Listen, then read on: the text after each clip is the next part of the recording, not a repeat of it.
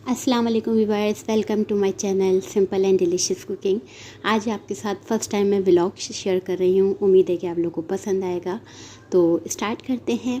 तो सबसे पहले यहाँ पे जो मैं ड्रेस दिखा रही हूँ, ये ईद का दिन का ड्रेस है, क्योंकि बहुत गर्मी थी। लॉन का सूट तैयार किया गया था और ये मैंने फ़र्स्ट टाइम ख़ुद ही सिया था। तो बस यहाँ पे एक हल्का सा छोटा सा क्लिप मैंने ले लिया और अब आते हैं नेक्स्ट क्लिप पे। सबसे पहले तो आप यहाँ देख लीजिए कि हमारे जो बच्चे हैं वो हर वक्त घर में क्रिकेट एंड बॉल और ये सब चीज़ें चलती रहती हैं। तो यहाँ पे अच्छा, वो दोनों सारे बच्चे जो हैं वो अकेले भी नहीं खेलते, उन्हें या तो अम्मा चाहिए या तो उनके अब्बा चाहिए। तो कोई एक तो उनको मिलना चाहिए जिसके साथ वो खेलें। तो यहाँ पे छोटी बेटी बैटिंग कर रही थी, उसके बाद फिर दूसरा बेटा आया और वो बैटिंग करना शुरू हो गए। तो घर में भी ये सब कुछ चलता रहता है हल्का फुल्का। यहाँ पे ये देखिए शॉट लगा रहे हैं और जिस पे मैं पीछे जो वीडियो बना रही हूँ उस पे मैं बोल भी रही हूँ कि छक्का, तो जिससे बच्चे बहुत खुश हो रहे हैं कि इन्होंने छक्का मार दिया है। तो ये छोटी छोटी सी खुशियाँ होती हैं जो बच्चे छोटी छोटी चीज़ों से खेल खेल के खुश होते रहते हैं। और वो देखें बैठी हुई है मेरी बेटी और वो क्लैपिंग भी कर रही है, और इसी वजह से क्लैपिंग कर रही है क्योंकि उसने छक्का मारा है। अब आ जाते हैं यहाँ पे दूसरी ही तरफ, तो कुछ घंटे के बाद ही तकरीबन। और ये है, इन्होंने कॉइन्स, ये हमारे घर में कॉइन्स जमा रहते हैं और जब भी कुछ कहीं से भी मिल जाता है हमें, ये सब पैसे जब हम देते हैं बंधे हुए नोट और ये कॉइन्स मिल जाते हैं, तो ये हमारे घर में जमा होते रहते हैं, यूज़ नहीं होता इसका। तो ये बच्चे खेल में इस्तेमाल कर लेते हैं, कभी इसकी ट्रेन बना रहे हैं तो कभी कुछ कर रहे हैं। मगर मेरी बेटी का पसंदीदा काम ये है कि वो बॉक्स के अंदर एक एक कॉइन जमा करके डालती है। वो बहुत छोटी थी जब से वो ये काम कर रही है, जब उससे डलता भी नहीं था तब। तो ये बहुत अच्छी फ़िज़िकल एक्टिविटी है कि बच्चे में कॉन्सेंट्रेट रहता है और जो है वो ये काम करता रहे। तो उसके साथ मुझे भी डालना पड़ता है, ऐसा नहीं कि वो अकेले सारा डालती हैं, साथ में मुझे भी मिल के करना पड़ता है। अब यहाँ पे थोड़े कुछ टाइम के बाद, ये थोड़ी सी देर गुजरी थी कि फिर मैंने कहा कि शाम होने वाली है तो थोड़ी सफाई हो जाए। और यहाँ पे जो है वो थोड़ा सा टेबल जो होती है वो जाहिर सी बात है, नाश्ता है, खाना है और 3 टाइम के टाइम जो है उसको टेबल को साफ़ करना पड़ता है लाजमी। और वो बहुत छोटी छोटी चीज़ें इसमें जमा हो जाती हैं। तो बस यहाँ पे ये है, और साथ में थोड़े से रोज़ के रोज़ हमारे यहाँ कपड़े भी धुलते हैं, तो वो रोज़ के रोज़ कपड़े जो हैं वो आपको तय करके अलमारी में रखने भी पड़ते हैं, वरना वो ढेर लग जाएंगे। तो यहाँ पे बस थोड़ा सा मैंने कहा कि चलो छोटी सी क्लिप आपके साथ तैयार कर ली जाए, तो आप लोग ने बताना है कि ये आप लोग को कैसी लग रही है। तो यहाँ पे मैंने सारे कपड़े जो हैं जिसके हैं उसके साइड अलग अलग करके रख देती हूँ, फिर एक साथ उठा के जो है वो मैं अलमारी में रख देती हूँ, जिससे मुझे आसानी भी हो जाती है कि जब आप रोज़ रोज़ थोड़े थोड़े कपड़े तय करके रखते जाएंगे तो ये सब झंझटें नहीं होती। अच्छा, मैनुअल मशीन हो तो आप लोगों को ये जो है वो काम एक ही दिन में करना पड़ता है, क्योंकि सब या तो संडे शायद मशीन लगती है या किसी एक ख़ास दिन। तो मगर यहाँ हमारे यहाँ ऑटोमेटिक मशीन है, तो ये रोज़ ही तकरीबन छोटे मोटे कपड़े धुलते रहते हैं, क्योंकि बच्चों के रोज़ ही चेंज होते हैं कपड़े। उसके बाद मुझे इस्त्री करनी थी, रात का टाइम हो चुका था और मुझे जाहिर सी बात है इस्त्री जो करनी है वो अपने हस्बैंड की, बच्चों की तो छुट्टियाँ हैं स्कूल की। तो बस यहाँ पे उनकी 2 शर्टें निकाल ली, एक पैंट निकाल ली और इस्त्री करके इसको मैं हैंगर करके रख दूँगी, ताकि कल जो है मुझे सुबह इस्त्री करनी ना पड़े, बल्कि एक हफ़्ते नहीं, तकरीबन 2 दिन या 3 दिन मुझे इस्त्री करना ना पड़े। तो बस यहाँ पे इस्त्री झटपट जल्दी जल्दी करके बच्चों, अच्छा जहाँ मैं होंगी वहीं बच्चे भी होंगे साथ में, तो बच्चे भी बराबर में बैठे हैं, उनसे भी गपशप हो रही है साथ में। और यहाँ पे ये मैं आपको सूट दिखा रही थी कि जो ईद का मैंने पहना था ये सूट, ये मैंने ख़ुद सिला था फ़र्स्ट टाइम, तो बहुत खुशी हो रही थी, तो सोचा आप लोग के साथ भी शेयर किया जाए। आप लोग बताइएगा कैसा लगा। मैं सीख रही हूँ तो मैंने वहाँ से जो है ये अब आप आ जाइए यहाँ पे किचन में। शाम का टाइम तकरीबन 5 से 6 बजे के करीब, और यहाँ पे मुझे 2-3 चीज़ें करनी थी, तो इसलिए यहाँ पे थोड़ी सी वीडियो आपको लंबी लगेगी। एक मुझे मीठा बनाना था, जो मैंने आपको मैंगो डिलाइट की रेसिपी चैनल पे दी हुई है दूसरे, वहाँ पे आप देख लीजिए। वो रेसिपी मुझे तकरीबन, जब मैंगो आते हैं तकरीबन 3 दफ़ा तो बनानी ही बनानी होती है, क्योंकि वो मेरे हस्बैंड को और मेरे बच्चों को बहुत पसंद है। इसके अलावा शाम का टाइम था, बच्चों को कुछ खाना था हल्का फुल्का, तो बच्चों ने फरमाइश किया था थोड़े से फ्रेंच फ्राइज़, तो दोनों बच्चों को मैंने फ्रेंच फ्राइज़ बनाने थे, तो मैंने कहा जल्दी जल्दी कटिंग शटिंग करके ये भी साथ में बना दूँ। तीसरा काम साथ में क्या चल रहा था, वो ये चल रहा था कि मैं वीडियो बना रही थी काली दाल यानी खड़े मसूर की दाल, और वो साइड पर चल रही है वीडियो, और वो भी मैं तकरीबन तैयार कर रही थी। तो मैंने कहा जब तक दाल पक रही है तो मैं यहाँ पे ये काम भी जल्दी निपटा लूँ। तो यहाँ पे फ्रेंच फ्राइज़ तलने के लिए मैंने रख दिए, इसमें मसाले सारे शामिल करेंगे हम। अब अच्छे जो फ्रेंच फ्राइज़ जो मेरे घर में बनते हैं वो कुछ अलग स्टाइल में होते हैं। उसमें मैं कॉर्नफ्लावर डालती हूँ, मैदा थोड़ा सा डालती हूँ, चावल का आटा डालती हूँ, चिकन पाउडर, नमक सही, और चाहें तो टिक्का मसाला या ब्रोस्ट मसाला जो होता है वो आप शामिल कर दें, ऑप्शनल है, मगर मैं शामिल कर देती हूँ, थोड़ा टेस्ट अच्छा और अच्छा हो जाता है। तो बस यहाँ पे देखें फ्रेंच फ्राइज़ में फटाफट दूसरी साइड पर चढ़ा दिया है, और ये जो है तेल जो है थोड़ा सा बचा हुआ था वो भी मैंने इसमें शामिल कर दिया। यहाँ पे फ्रेंच फ्राइज़ तैयार कर दूँगी मैं जल्दी से, ताकि बच्चे जो हैं एक साइड पर बैठ के एंजॉय कर लें।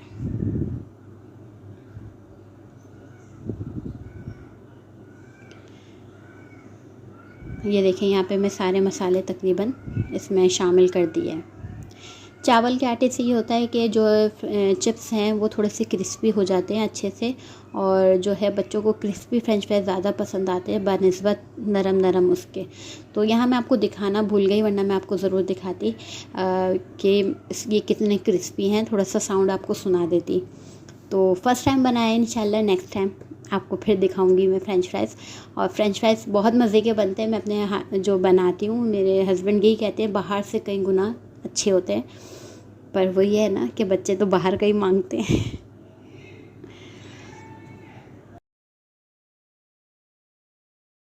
यहाँ पे देख लें मैंने जो है वो साइड पे जेली भी बना के रख दी है, और ये जब तक थोड़ी सी रूम टेम्परेचर पर हो जाए तो फिर मैं इसको अंदर फ्रिज में रख दूँगी ताकि ये बिल्कुल सेट हो जाए।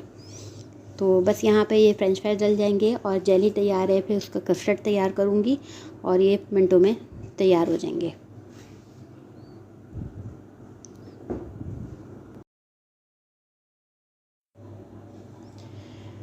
यहाँ पे मैं आपको दूसरी तरफ भी दिखा सकती हूँ। देखें यहाँ पे जो है वो रिकॉर्डिंग भी हो रही थी हाथों हाथ, और साथ में ये दाल जो है वो मैं घोट भी रही थी हाथों हाथ, ताकि ये जो है वो गल जाए और अच्छे से पक भी जाए, और दूसरे साइड ये भी।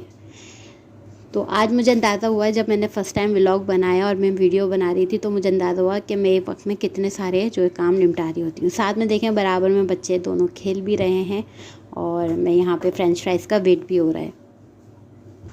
तो बस यहाँ पे जो है फ्रेंच फ्राइज़ हमारे जो हैं वो तैयार होने वाले हैं। तो जब तक मैंने सोचा यहाँ पे वीडियो में मुझे डालनी है इमली, तो क्यों ना इमली को भिगो के रख दिया जाए। तो बस यहाँ पे मैंने इमली निकाली, इसका पल्प निकालना था, और इसको पानी में भिगो के मैं इसको साइड पे रख दूँगी।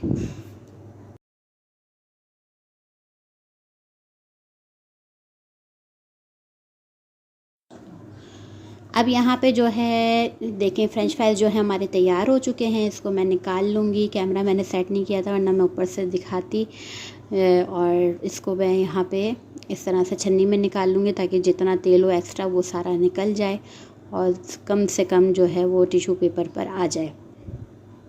अब यहाँ से ऊपर में आपको डालने की कुछ भी ज़रूरत नहीं है। अगर बड़े लोग खा रहे हों तो आप इसमें चाट मसाला, मायोनीज़, केचप भर दें, और अगर नहीं तो आप इस तरह ही खिला दें, बच्चों को एंजॉय करते हैं फ्रेंच फ्राइज़। ये बहुत आसान है और बहुत अच्छे मज़े के बन जाते हैं। अब यहाँ पे डिवाइड हो रहे हैं 2 हिस्सों में, और एक छोटी बेटी का है, एक बेटे का है, और दोनों का इनका बराबर बराबर हिस्सा करना पड़ता है। साथ में अब यहाँ पर मुझे कस्टर्ड बनाना था मैंगो डिलाइट के लिए। तो यहाँ पे मैंने दूध तकरीबन 1 से 1.5 कप ले लिया है, और बस मैंने यहाँ पे बनाना शुरू कर दिया। आप लोग मेरी वीडियो पे देख लीजिएगा, ये रेसिपी बहुत ज़बरदस्त रेसिपी है। एक बार ट्राई करेंगे तो साल में जब भी मैंगो का सीज़न होगा तो लाजमी आप इसको बनाते रहेंगे। जैसे मैंने आपको बताया कि मैं तकरीबन 3 से 4 दफ़ा बना लेती हूँ। एक सर्दियों के मौसम में पंजीरी, जो कि मेरे घर में 2 से 3 दफ़ा बन जाती है, और एक ये। और यहाँ पे देख लें बच्चे जो हैं फ्रेंच फ्राइज़ एंजॉय कर रहे हैं, लड़ भी रहे होंगे, खा भी रहे होंगे। यहाँ पे हो गया है कस्टर्ड हमारा तैयार और बस अब इसको मैं जो है वो थोड़ा सा ठंडा करूँगी और इसको मैं बाहर निकाल के रूम टेम्परेचर पे ठंडा कर लेना है और कुछ भी नहीं करना है।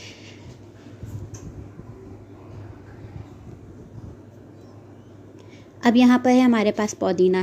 अब दूसरी तैयारी करनी है, इमली का पल्प मैंने वो कर दिया, उसमें डाल दिया है। अब मेरे पास पुदीना है, क्योंकि पुदीना भी जाएगा तो मैंने पीछे बिहाइंड द सीन मैं आपको दिखा रही हूँ सारे, ताकि आप लोगों को पता चले कि कितनी मेहनत होती है एक एक चीज़ के लिए। और जब सारा काम आपको करना हो खुद ही अकेले तो बहुत लंबी वीडियो खिंच जाती है।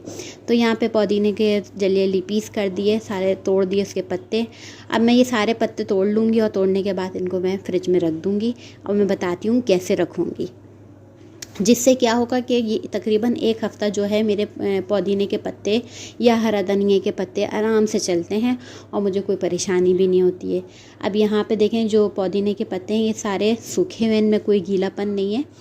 और ये आए थे अभी मार्केट से, तो मैंने इसको टिश्यू पेपर, प्लास्टिक का कोई भी डिब्बा ले लें या कोई सा भी एयर टाइट डिब्बा लें, उसके अंदर आप ये पुदीना रखें। खुश्क होना चाहिए, पानी नहीं होना चाहिए, और उसके ऊपर फिर टिश्यू पेपर से आप इसको कवर कर दें।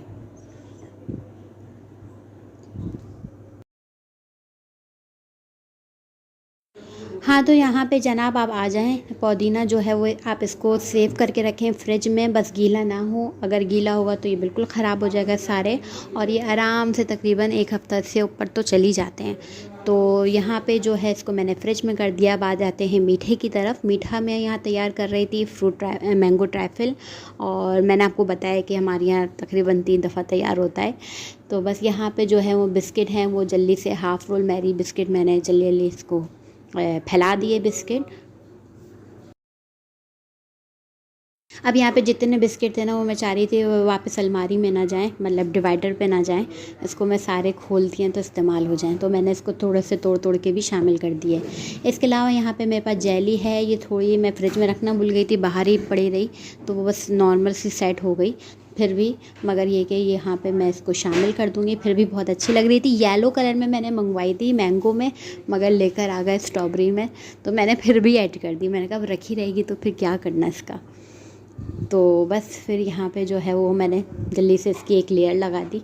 जेली ऐड करना आप लोगों को मैंने अपनी वीडियो में बताया था, बहुत ज़रूरी है, क्योंकि बच्चे बहुत शौक़ से खाते हैं मेरे बच्चे जेली, तो मैंने इसीलिए इसमें शामिल कर देती हूँ।